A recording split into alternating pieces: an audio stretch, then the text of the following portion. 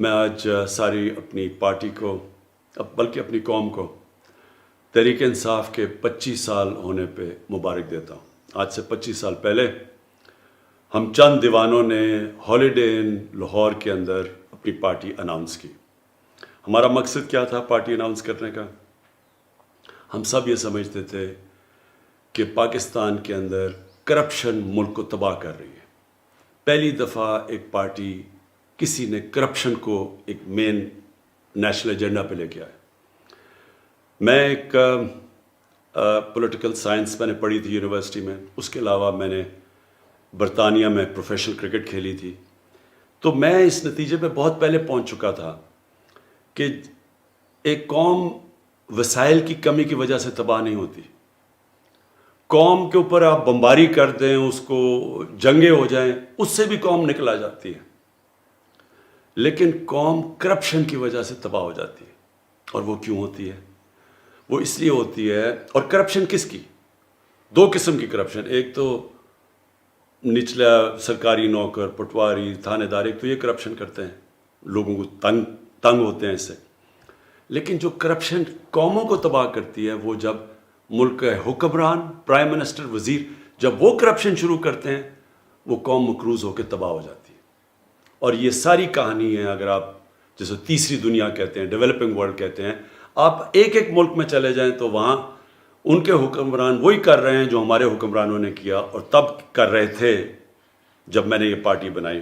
ملک کا پیسہ چوری کر کے، منی لانڈرنگ کر کے باہر لے کے جا رہے تھے۔ تو تب میں نے فیصلہ کیا اپنے دوستوں کے ساتھ کہ ہم ایک پارٹی بنائیں گے جس کا نام ہم نے انصاف رکھا، کیونکہ جب انصاف ہوتا ہے تو کرپشن ختم ہوتی ہے۔ انصاف کا مطلب قانون کی بالادستی، قانون کی بالادستی کا مطلب کہ کمزور اور طاقتور قانون کے سامنے ایک برابر، اور اس کا مطلب جو طاقتور کرپٹ لوگ جو ملکوں کو تباہ کرتے ہیں، جو ساری اس وقت ڈیولپنگ ورلڈ کو تباہ کر رہے ہیں، ان کے طاقتور کرپٹ لوگ، ان کو قانون کے نیچے لے کے آئیں۔ یہ تھی ہماری آج سے 25 سال پہلے وجہ میری طرح کے آدمی کو پالیٹکس میں آنے کے لیے، جس کو اللہ سب کچھ دے چکا تھا۔ باقی پولیٹیشنز کو تو پالیٹکس سے پہلے کوئی کسی کو نہیں جانتا تھا۔ میں تو سب پاکستان میں اس وقت بڑا نام تھا، کامیاب انسان تھا، ضرورت نہیں تھی پالیٹکس کی، اللہ نے دیا تھا سب کچھ میری ضروریات کے مطابق۔ وہ سٹرگل چلی ہماری 15 سال، 2 الیکشن بیچ میں آئے۔ پہلے الیکشن میں 1 سیٹ بھی نہیں، دوسرے الیکشن میں 1 سیٹ۔ یہ 15 سال ایک بڑی مشکل سٹرگل تھی، جس میں میرے ساتھ کئی لوگ آئے، کئی چلے گئے، کئی ہار مان گئے، کئی جی ہمارا گھر میں مذاق اڑتا ہے، ہم اور دیر نہیں رہ سکتے۔ اور خاص طور پہ جب دوسرا الیکشن آ رہے 2002 میں، تو چند لوگ رہ گئے۔ میں اپنے نوجوانوں کو بتانا چاہتا ہوں کہ کیوں میں نے کبھی ہار نہیں مانی۔ 2 وجہ تھی۔ ایک یہ کہ میں نے کرکٹ کی گراؤنڈوں میں ایک چیز سیکھی تھی کہ جو ہار نہیں مانتا اور آخری گیند تک لڑتا ہے، اس کو ہار بھی ہرا نہیں سکتے۔ اور یہ بھی میں نے سیکھا تھا کہ جب بھی دنیا میں کوئی کام کروں، کیونکہ میں تب تک 2 کام کر چکا تھا، کرکٹ میں کامیاب ہو چکا تھا اور پھر شوکت خانم ہاسپٹل بنا چکا تھا۔ تو کامیاب انسان تب ہوتا ہے جب وہ جو کام کرنے کے لیے نکلے، جو خواب دیکھے، پھر کشتیاں جلا کے اس کی طرف جائے، پھر کبھی واپس نہ جائے، یعنی یا موت اور یا وہ کام ہوگا۔ تب انسان کے اندر جو صلاحیتیں ہیں، جو اللہ نے اتنی طاقت دی ہے، قوت دی ہے، وہ تب باہر آتی ہیں جب آپ فیصلہ کر لیتے ہیں کہ یہ ایک کام آپ نے کرنا ہے، جو بھی مرضی ہو جائے۔ اور پھر میرے سامنے نبی صلی اللہ علیہ وسلم کی زندگی تھی، میں نے ان کی بڑی کلوز اسٹڈی کر چکا تھا۔ قرآن ہمیں حکم دیتا ہے ان کی زندگی سے سیکھو۔ ان کی زندگی کیا تھی کہ اللہ کے حبیب 13 سال انہوں نے جب اللہ کا پیغام لے کے نکلے، تو 13 سال سب سے زندگی کے مشکل وقت سے وہ گزرے، اور جان کو بھی خطرہ تھا، بھوک سے بھی اللہ نے ان کو آزمایا۔ تو میں نے یہ سوچا کہ ہمارے لیے سبق ہے کہ جو سٹرگل ہے اس سے کبھی گھبرانا نہیں چاہیے، کیونکہ اس کے بعد جو اگلے 10 سال تھے، ان 10 سالوں کے اندر انہوں نے دنیا کی تاریخ بدل دی۔ دنیا کی تاریخ میں کبھی اتنا بڑا انقلاب نہیں آیا۔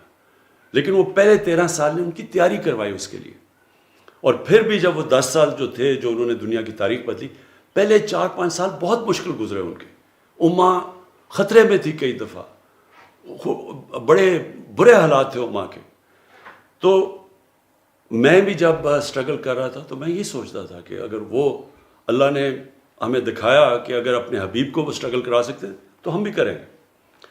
اس دوران میں پولیٹیشنز کو بڑے قریب سے دیکھا. تو میری سوچ میں 3 قسم کے پولیٹیشنز ہوتے ہیں. جو سب سے برے پولیٹیشن ہوتے ہیں، جو پولیٹکس عوام کا نام لے کے اقتدار میں آ کے پیسہ بناتے ہیں، اپنا پیٹ پالتے ہیں، کرپشن کرتے ہیں. یہ ساری دنیا میں اس طرح کے پولیٹیشنز کو برا سمجھا جاتا ہے. اس کے بعد کئی ایسے پولیٹیشن ہوتے ہیں وہ سمجھتے ہیں کہ اقتدار میں آ کے ہم اپنا بھی فائدہ اٹھا لیں اور ہم لوگوں کا بھی فائدہ کروا دیں. ایسے بھی زیادہ تر ایسے بھی پولیٹیشن ہوتے ہیں. اور پھر وہ جو بہت کم ہوتے ہیں جو پولیٹکس کو عبادت سمجھتے ہیں. اور سب سے بڑی مثال سرکار مدینہ کی ہے، کیونکہ انہوں نے تو ذات کے لیے کچھ کیا ہی نہیں. وہ اسی جدھر آئے اسی مسجد نبی میں رہے، جب بیت المال میں پیسہ بھی آ رہا تھا انہوں نے اس کی کوئی اپنی ذات کی نہیں سوچی. پھر ہمارا یہ 15 سال تک پہلا فیز رہا. میں ہمیشہ سمجھتا تھا کہ میں تب دوسرے فیز میں جاؤں گا، یعنی کہ الیکشن جیتنے کے فیز میں جاؤں گا جب عوام میرے ساتھ آئے گی. اور وہ میاں والی کا ماڈل تھا. میں میاں والی میں جب پولیٹکس 2002 میں آیا تو صرف بچے میرے ساتھ تھے اور تھوڑے سے نوجوان. آہستہ آہستہ نوجوان علاقے کے سارے میرے ساتھ آ گئے. اور نوجوانوں کو دیکھ کے پھر آہستہ آہستہ جو سیاسی شخصیتیں وہ میرے ساتھ آنی شروع ہوئی. یہی ماڈل ہوا جب کہ 30 اکتوبر 2011 میں ہم نے مینار پاکستان میں پہلی دفعہ لاہور کے لوگ میرے لیے نکلے. اس سے پہلے میں کوشش کرتا تھا، لاہور کے لوگ نہیں نکلتے تھے. 30 اکتوبر کو مینار پاکستان میں لوگ نکلے. اور اس کے بعد سارا جو پولیٹیکل سرکلز تھے، جو الیکٹیبلز تھے، ان ساروں نے دیکھا کہ ووٹ بینک آ گیا تو وہ آنا شروع ہو گئے. پھر پارٹی بننی شروع ہوئی. 2013 کے الیکشن میں ہم پختونخوا میں ہماری گورنمنٹ بنی، لیکن بڑی دھاندلی کی گئی. اس دھاندلی کے بعد میں نے کہا 4 حلقے صرف کھول دو تاکہ اگلا الیکشن ٹھیک ہو. اس کے لیے ہمیں 126 دن کا ہم نے دھرنا کیا. پرامن تھا ڈی چوک پہ ہم نے. اور اس دھرنے کے دوران اور پارٹی بڑی، ہمیں موقع ملا اپنی پیغام لوگوں تک پہنچانے کا. لیکن بدقسمتی سے کوئی ایکشن نہیں لیا گیا کہ الیکشن ریفارمز کا. میں آج آپ کو کہنا چاہتا ہوں اپنی قوم کو کہ انشاءاللہ جو اب ہم الیکشن، جو نئی چیزیں ٹیکنالوجی کا استعمال کر رہے ہیں، الیکٹرانک ووٹنگ مشینز کو اب لے کے آ رہے ہیں جو ہم نے آزما لی ہیں، دنیا میں ٹیسٹڈ ہیں. اس کے ساتھ انشاءاللہ آپ دیکھیں گے کہ پاکستان میں الیکشن کبھی جو بھی الیکشن جیتے گا اس کو سارے کہیں گے جیتا ہے، اور جو ہارے گا وہ مان جائے گا ہار. جب میں کرکٹ شروع کی تو ہم اپنے امپائر ہوتے تھے، ملک اپنے امپائر کھڑے کرتے تھے، اور جو زیادہ تر ٹیمیں ہارتی تھیں وہ کہتی تھی جی ہمیں امپائروں نے ہرا دیا. میں نے کیمپین کی نیوٹرل امپائرز کی، اور آج نیوٹرل امپائرز کی وجہ سے اور ٹیکنالوجی کی وجہ سے جو جیتا ہے وہ سارے تسلیم کرتے ہیں وہ جیتا ہے، اور جو ہارتا ہے وہ مانتا ہے. انشاءاللہ یہی پاکستان میں ٹیکنالوجی کی وجہ سے اب اگلا یہ سسٹم ہم لے کے آ رہے ہیں. اس کے بعد 2018 میں ہماری پارٹی جیت جاتی ہے. پھر سب سے مشکل فیز شروع ہوتا ہے میری اسٹرگل کا. یہ میری زندگی کا آخری اور سب سے مشکل فیز ہے. جو بھی میں نے زندگی میں سیکھا وہ اگر میں نہ اس اسٹرگل سے گزرا ہوتا میں یہ 2.5 سال نہ گزار سکتا، کیونکہ کبھی بھی کسی کو ایسی حکومت نہیں ملی. ملک بینکرپٹ، سب سے بڑے خسارے اندرونی اور بیرونی، یعنی ریکارڈ خسارے. اور وہ آپ صرف جو اسٹیٹسٹکس دیکھ لیں آپ کے سامنے آ جائے گا. کبھی پاکستان کو اتنا مقروض نہیں تھا. 4 گنا 10 سالوں میں پاکستان کے قرضے بڑھے، 4 گنا پچھلی 2 پارٹیز کی وجہ سے. اور اس کی وجہ سے جو قرضے بڑھے، اس کی وجہ سے پھر جو ہمیں قرضوں کی قسطیں سود دینا پڑا. تو اس طرح کی حکومت کبھی کسی کو نہیں ملی. اور پھر ہمارے جو فورن ایکسچینج ریزروز تھے وہ ختم ہو چکے تھے. اور سب سے بڑا جو کرنٹ اکاؤنٹ جو ڈیفیسٹ سب سے بڑا پاکستانی تاریخ کا $20 ارب. تو اس کی وجہ سے بڑی مشکل سے ملک بچا ڈیفالٹ سے. ہمارے پاس پیسے ہی نہیں تھے قرضوں کی قسطیں واپس کرنے کی اور جو ہماری کمٹمنٹس تھی باہر, اور ڈیفالٹ کر جاتا تو آج روپیہ جو 150 روپے پہ یا 154 کے قریب ہے, اس نے 200 250 300 کدھر پہنچنا تھا ہم نہیں کہہ سکتے, کیونکہ سارا فلوز بند ہو جانے تھے باہر کے. لہٰذا وہ بڑا مشکل وقت تھا جس میں ہماری سعودی عربیہ, UAE اور چائنا نے ہماری مدد کی. اگر وہ بھی نہ مدد کرتے تب بھی ہم ڈیفالٹ کر جائیں. اللہ کا شکر ہے. اب میں آتا ہوں کہ جو مجھے فخر ہے یہ 2.5 سال کی سٹرگل میں کدھر ہے پاکستان. جو ہمارا بیرونی ملک جو بیرونی خسارہ ہے, کرنٹ اکاؤنٹ جو ڈیفیسٹ تھا, وہ 2.5 سال میں پہلی دفعہ 7-8 مہینے میں سرپلس پہ جا رہا ہے. یہ بہت بڑا میری حکومت کی کامیابی ہے. اس کا مطلب کہ کیونکہ ہمارا اب وہ کرنٹ اکاؤنٹ سرپلس میں ہے, اس کا مطلب ہمارے ریزروز بڑھ رہے ہیں, اس کا مطلب ہمارا روپیہ مضبوط ہوتا جا رہا ہے, لوگوں کو کانفیڈنس آ رہا ہے اکانومی میں. اس کی وجہ سے آج پاکستان کے اندر اللہ کا شکر ہے کہ کانفیڈنس اکانومی کی وجہ سے وہ شو کرتا ہے. ہماری جو سٹاک مارکیٹ اس نے بھی بڑا زبردست پرفارم کیا ہے, اور جو ہمارے شعبے آگے بڑھ رہے ہیں تیزی سے, کنسٹرکشن سیکٹر سب سے تیزی سے آگے بڑھ رہا ہے. پاکستان کی تاریخ میں سب سے زیادہ سیمنٹ کی سیلز ہوئی ہیں. اس کا مطلب ایکٹیویٹی, بزنس ایکٹیویٹی چل پڑی ہے. اور اللہ کرے ہمیں کورونا سے یہ ہم جو تیسرا ویو ہے اس سے ہم ٹھیک طرح ہمارا ملک آپ سب ہمارے ساتھ مل کے اس کے احتیاط کر لیں. تو جس طرح ہم اب جا رہے ہیں, اب پاکستان آگے بڑھ رہا ہے. ہماری لارج اسکیل مینوفیکچرنگ آگے بڑھ رہی ہے.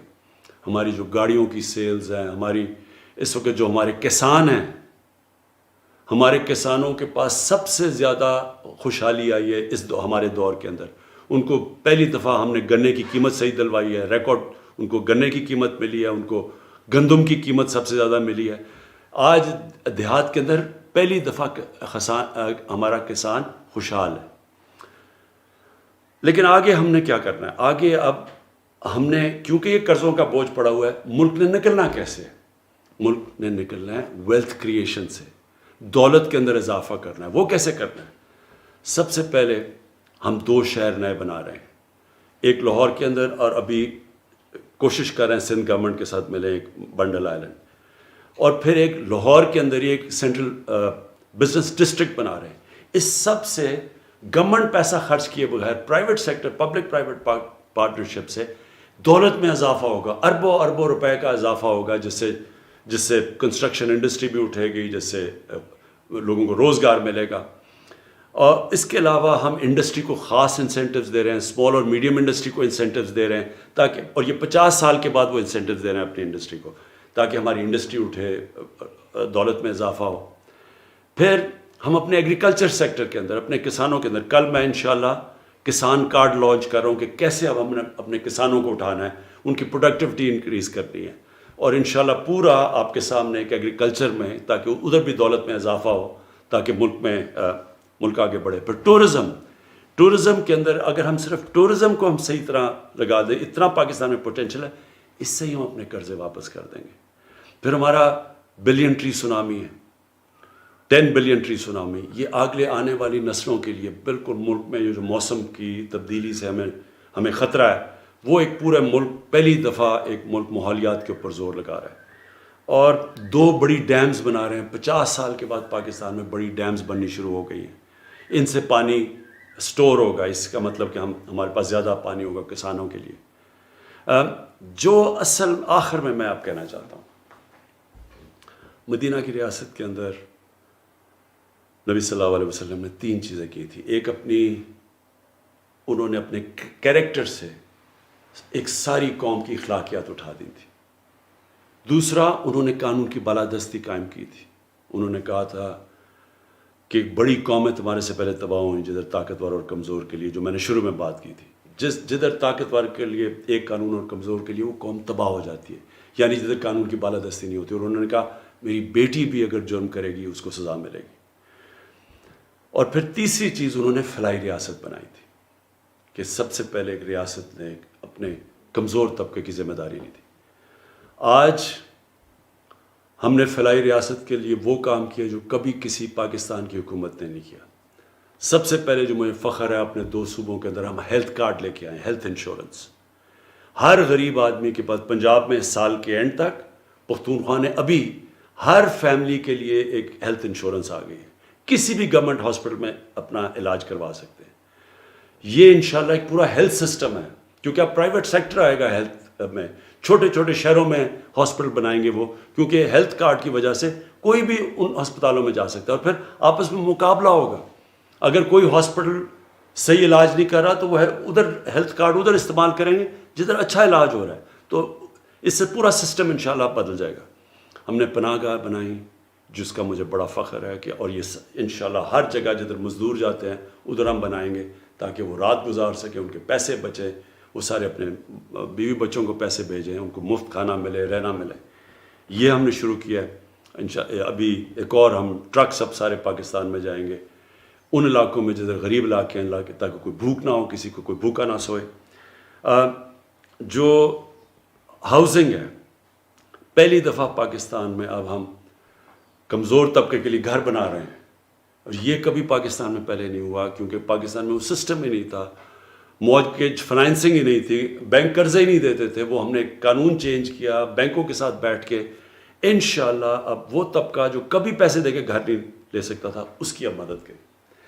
لیکن آخر میں جو سب سے بڑا اس وقت جنگ، battle for the soul of Pakistan, ملک کے مستقبل کی جنگ لڑی جا رہی ہے، وہ قانون کی بالادستی کی ہے. جو بڑے بڑے مافیاز ہیں، جو سیاسی مافیا ہے، جو وہ لوگ جو کارٹلز بیٹھے ہوئے ہیں، جو مل کے پیسے بڑھاتے ہیں، لوگوں کے لیے چیزیں مہنگی کرتے ہیں، یہ سب اکٹھے ہیں. ہر وہ جو کہ کرپٹ سسٹم سے فائدہ اٹھا رہا تھا، وہ ہمارے خلاف اس وقت کھڑا ہوا ہے. یہ ہے اب جو جنگ ہم لڑ رہے ہیں. یہ جنگ جس وقت ہم جیتیں گے، اور انشاءاللہ جیتیں گے. یہ آپ سمجھ لیں کہ اللہ نے جو نعمتیں اس ملک کو دی ہیں، شاید ہی کسی ملک کو دی ہوں. وہ نعمتیں تب، یہ ملک کی نعمتوں کا تب فائدہ اٹھائے گا جب اس ملک میں انصاف ہوگا. خوشحالی ملک میں تب آتی ہے جس ملک میں انصاف ہوتا ہے. آپ دنیا کے نقشہ دیکھ لیں، جو سب سے خوشحال ملک ہیں ادھر سب سے زیادہ قانون کی بالادستی ہے. جو سب سے غریب ملک ہیں ادھر قانون نہیں ہے، انصاف نہیں ہے. اور جب مدینہ کی ریاست میں سب سے پہلے قانون کی بالادستی آئی تھی، پھر خوشحالی آئی تھی، اور انشاءاللہ وہی پاکستان